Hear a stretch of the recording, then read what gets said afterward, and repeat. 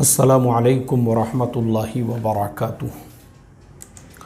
बिस्मिल्लाहिर्रहमानिर्रहीम। नहमदुहु व नुसल्ली अला रसूलिहिल करीम व अला आलिहि व अस्हाबिहि अजमाइन, अम्मा बाद। मोहतरम भाइयों, बुज़ुर्गों, दोस्तों, एक नौजवान है जिसका नाम अबू सुफियान है और सालों से वो बच्चा हमारे साथ में जुड़ा हुआ है।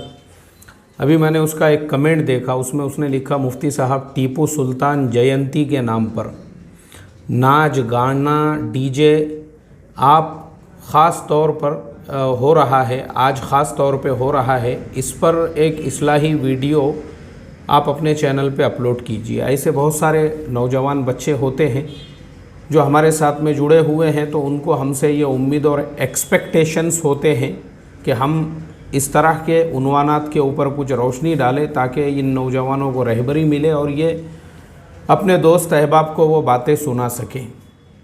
तो मैं ऐसे टॉपिक्स बिल्कुल लेता हूँ जो भी कमेंट के अंदर इस तरह से जो एकदम जायज़ किसी का रिक्वायरमेंट होता है तो बिल्कुल हम उसके ऊपर वीडियो अपलोड करते हैं। ऐसे ही अबू सुफियान का जो हमारे से तकाज़ा है वो बिल्कुल वक्त की ज़रूरत है, इसलिए कि मैंने भी देखा हूँ कि मुसलमानों के पास बचा हुआ तो कुछ है नहीं। अभी जो हैदराबाद के निज़ाम साहब थे उनकी हुकूमत ख़त्म हो गई, टीपू सुल्तान साहब की हुकूमत ख़त्म हो गई, मुग़लों की हुकूमतें ख़त्म हो के ज़माना हो गया, अंग्रेज़ों ने मुल्क पे कब्ज़ा किया। मुल्क की आज़ादी के बाद भी मुल्क के 3 टुकड़े हो गए।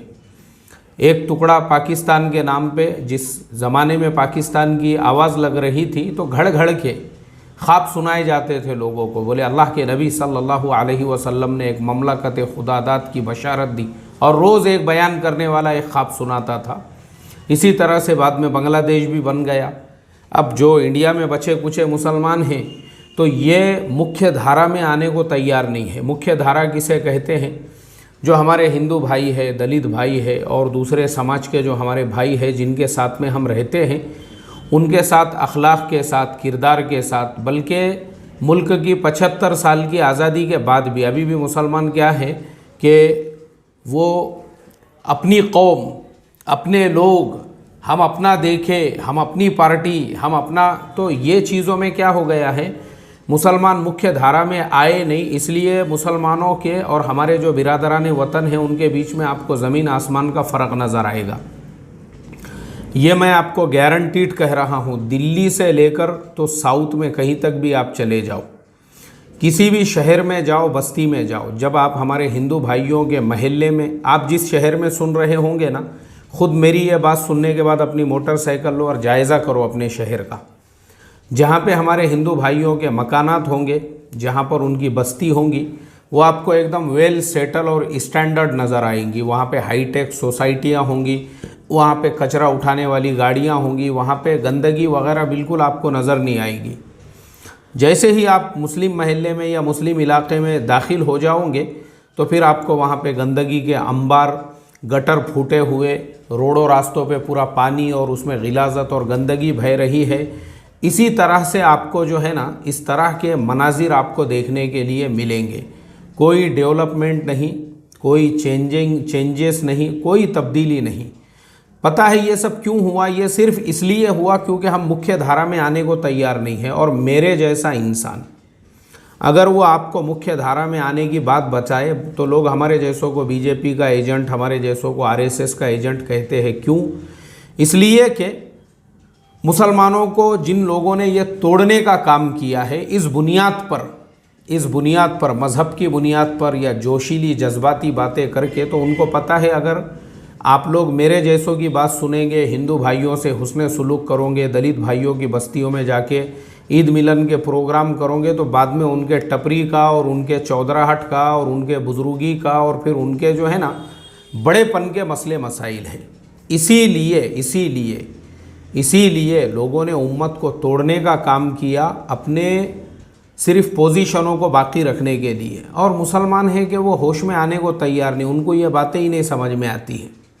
पहले मुझे भी नहीं आती थी। मैं आपको ये भी बता दूं कि अभी मैं ये जो बातें करता हूँ ना, तो मुझे अल्लाह का करोड़ों दर्जे करम है। हज़रत मौलाना वहीदुद्दीन ख़ान साहब, मैं उनका बहुत बड़ा जो है अपने आप को मुरीद समझता हूँ। मैं अपने आप को उनका बहुत बड़ा फ़ैन समझता हूँ कि मैं उनकी किताबों पे मैंने जितना पैसा खर्चा किया उतना मैंने अपनी ज़िंदगी में अपने कपड़ों पे और अपनी ज़रूरियात पे भी नहीं किया होगा। उनकी हर किताब मेरे पास मौजूद है और मैं उन्हीं की किताबें अक्सर पढ़ता हूँ। उन्होंने मेरा पूरा माइंडसेट चेंज किया। मैंने सीरत को भी समझा ना उनकी किताबें पढ़ के। पैगम्बर इनकलाब, दी प्रॉफिट ऑफ रिवॉल्यूशन, और वो किताब हिंदी में भी है, किसी ने मुझे भेजा था कि हिंदी में भी वो अवेलेबल है। तो ऐसी किताबें जब हमने उनकी पढ़ी तो सीरत को भी हमको अलग ढंग से और अलग अंदाज से समझने का मौका मिला। और ये मेरा तजुर्बा है, मैं आपको तजुर्बे की बुनियाद पे बता रहा हूँ, क्योंकि मैं कोई 18-20 साल का जवान छोकरा नहीं हूँ, बल्कि अल्लाह के करम से आज मेरी उम्र भी 45 साल है। मैं भी अपने पूरे ज़िंदगी के तजुर्बे के को सामने रख कर ये बात बता रहा हूँ। जब तक मुसलमान अपनी ये सोच और थिंकिंग नहीं चेंज करेंगे, ये जो है ना डीजे बजाना, अब मैं आपके टॉपिक पे आता हूँ, ये क्यों है मालूम है क्या? ये सिर्फ बताना है, या हमारे जो है हिंदू भाई हो या दलित भाई हो या दूसरे समाज के भाई हो, उनको सिर्फ ये बताना है कि हमारे पास भी कुछ है, हमारे पास भी कोई था जिन्होंने इस तरह के कारनामे अंजाम दिए थे, और हम जो है उनके नाम पे भी अपने चौक पे एक बड़ा बोर्ड लगा सकते हैं। जो कौमें इन चीज़ों को ज़िंदगी समझती है, जिनमें सीरियसनेस नहीं होता है, सीरियसनेस किस में होता है भाई? टीपू सुल्तान शहीद रहमतुल्लाह अलैह, वाकई में इस बात में कोई शक नहीं है, वो अपने वक्त के बड़े आबिद थे, बड़े जाहिद थे। आप उनकी ज़िंदगी पर बात करो, लोगों को वो बताओ, वो आपने ऐसे कितने जलसे किए। हज़रत सुल्तान शहीद टीपू रहमतुल्लाह अलैह की सीरत बयान करने के लिए, ये मेरा सवाल है, कोई जलसा किए? वो जलसा करो ना भाई आप, या मस्जिद में लोगों को जमा करो या किसी हॉल में जमा करके वहाँ सुनाओ उनकी ज़िंदगी।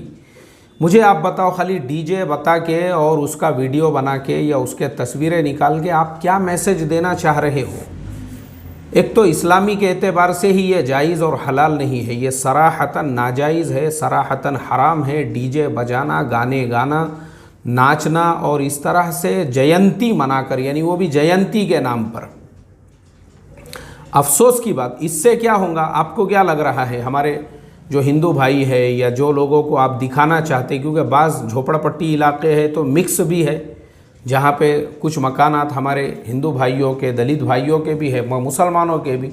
अब मुसलमान अगर इस तरह की हरकतें करके ये समझेंगे कि हम उनको इस्लाम से करीब कर रहे, आप नफ़रतें बढ़ाने का काम कर रहे, इसके अलावा कुछ नहीं होगा। अभी जैसे मैसूर के अंदर वो 30-32 लड़के थे जो तलवार खेल रहे थे और किसकी स्पीच बजा रहे थे वो मुझे बताओ? कुरान की आयतें नहीं थी, अल्लाह के नबी की हदीस नहीं। एक लीडर साहब है, उनका एक भड़काऊ बयान, वो बयान सुना के जो है उस पर नाच रहे थे। उनको अभी भी लग रहा था कि अभी भी हुकूमत है, हुकूमत है, निज़ाम साहब की हुकूमत है, अभी भी जो है मुग़ल साहब की हुकूमत है। ये उनकी मेंटालिटी।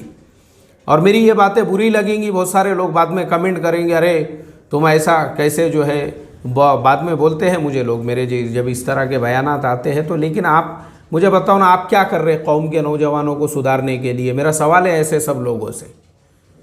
हम कब आते हैं मालूम है? अब वो 30-32 बच्चों को उनको उठा के डाल दिए जेल में, उसके बाद कुछ हमदर्द पैदा हो जाते हैं कौम के, पहले नहीं होते हैं, पहले कोई नहीं बताता है। और मेरे जैसा बताने वाला अगर आए सामने ना, तो हमारे नाम पे मैसेजेस चलाए जाते हैं, ये आरएसएस के एजेंट है, बीजेपी के एजेंट, और उससे रत्ती बराबर फ़र्क नहीं पड़ता। उससे उल्टा मेरा फ़ायदा ये हुआ, मैं दिल्ली हमेशा जाता था, मुझे कोई नहीं पहचानता था। वो दिल्ली में निज़ामुद्दीन मरकज़ में मेरे 2 महीने लगे हुए हैं। वो मरकज़, उसके आजू बाजू की होटलें, निज़ामुद्दीन औलिया की दरगाह, उसके अलावा की दिल्ली मालूम नहीं थी। और मौलाना वहीदुद्दीन खान साहब के घर पे मैं जाता था, उसके अलावा की दिल्ली नहीं मालूम थी मुझे अभी तक।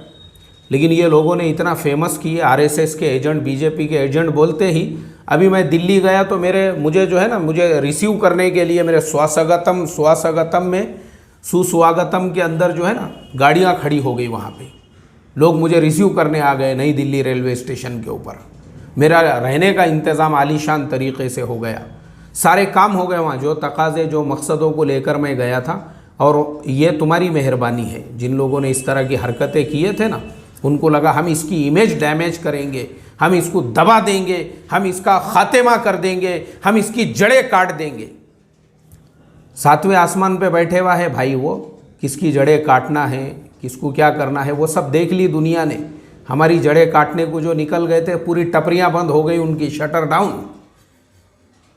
और हमारे नाम पे जो मैसेजेस वगैरह चलाए थे, उल्टा हमको जो है ना, एक अल्लाह ताला ने उसी की बरकत से आज हमारा इस्तिक़बाल, हमारे लिए गाड़ी सफ़र करने की सहूलतें, जिस ऑफिस में हम जाना चाहते थे हर जगह पे अल्लाह ने हमको पहुंचाया। तो प्रॉब्लम है हमारा, समझाने वाले हमको दुश्मन लगते हैं और हम इसलिए समझाते हैं। हमको मालूम है भाई, अभी मैं न्यूज़ पढ़ रहा था, आज से 2 साल पहले जो जयपुर के अंदर जो टीचर को गिरफ्तार किए और 25,000 का जुर्माना लगाई, अभी तक उसकी ज़मानत नहीं हुई। कौन जिम्मेदार है इसके लिए? क्या मिला जज्बाती बातें करके और पाकिस्तान के क्रिकेट जीतने पे खुशी मना के? ऐसे ही यूपी के अंदर से जो कश्मीरी स्टूडेंट्स को गिरफ्तार किए थे, ये जितने मसीहा पैदा होते हैं ना, अभी भी उनकी ज़मानतें नहीं हुई, अभी भी जेल की सलाखों के पीछे हैं। और वो जो निकला था ना जुलूस, जो नॉर्थ ईस्ट में जो हालात पैदा हुए, उसके बाद जो जुलूस निकले थे, वो जुलूस निकलने के बाद में मालेगांव से तकरीबन अभी भी 1500, नांदेड़ से 300, अमरावती से 250-300। मुझे बताओ उसमें से कितने लोगों की ज़मानतें हुई? कभी गए क्या उनके घरों पे? उनकी माँ बहन बेटियों का क्या हाल है? तो प्रॉब्लम है हमारा जोश, ऐसी जज्बाती बातें और जज्बाती जो बयान करने वाले हैं ना, बस उसी में खुश हैं हम। ये है मुसलमानों का सवाल, ये है मुसलमानों की बर्बादी भारत के अंदर, इसके अलावा कुछ नहीं है। यही बर्बादी और जवाल का सबब है कि हमने सीरत का रास्ता छोड़ दिया। और मैं हमेशा बोलता हूँ, सीरत ये है, हम इस मुल्क में दाई थे और बाकी सारी कौमें मदऊ थी, मगर अब क्या हो गया, ना हम दाई रहे ना कौमें मदऊ रही, हम मद्दे मुकाबिल आ गए। कंपटीशन चल रहा है, हमको भी बताने का है कि हम भी कैसे जो है जयंती मनाते हैं और कैसे डीजे बजाते हैं और कैसा धिंगाना करते हैं और कैसे नाच गाना करते हैं। कंपटीशन चल रहा है अभी। और इससे क्या हो रहा, इससे जो मदऊ है ना, वो बज़्ज़न हो रहे हैं, बज़्ज़न।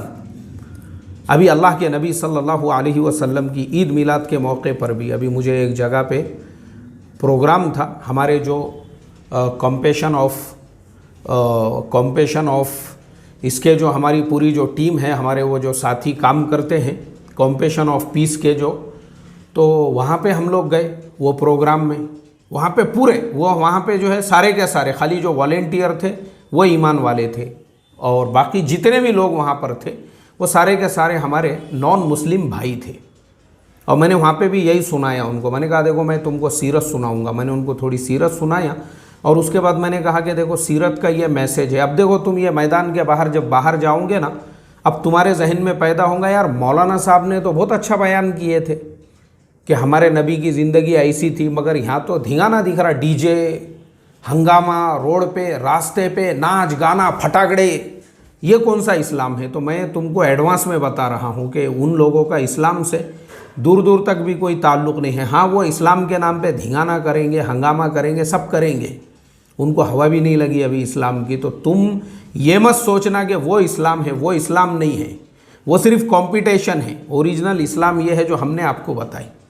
मेरी बातें सुनने के बाद एक बड़ा ऑफिसर जिसके अंडर में कम से कम वो 60-70 मज़दूर लोग काम करते थे, वो आया बेचारा आखिरी में, खाना वगैरह सब हो गया, मेरी आंखों में आंसू आए, उसने पैर छूने के लिए झुका, वो तो मैंने जल्दी से पकड़ा। रे नहीं, मैं बोला भाई, बोले मौलाना साहब मैं अभी आपको क्या बोलूं, आपने मेरी पूरी ज़िंदगी की, मतलब मेरे दिमाग के पूरा आपने क्लीनिच कर दिए। बोले जो आपने अभी आप प्रॉफिट मोहम्मद साहब की जो ज़िंदगी बताए ना, अरे मैं क्या सोचता था, मुझे किस टाइप का इस्लाम पता था, मुझे किस टाइप की, सब ख़त्म ही कर दिए। बोले नहीं तो मैं भी वो डीजे वाले इस्लाम को ही इस्लाम समझता था, मैं भी झंडे वाले को, झगड़े चल रहे, हमारा झंडा तुम्हारे ऊपर से, जबकि उसका इस्लाम से दूर दूर तक कोई लेना देना नहीं। इनके चौक का बोर्ड लगा तो हमारे चौक का बोर्ड लगाएंगे। और ये सब मुसलमानों का इस्तेमाल होता है सिर्फ वोटों के लिए, उसके अलावा कुछ नहीं।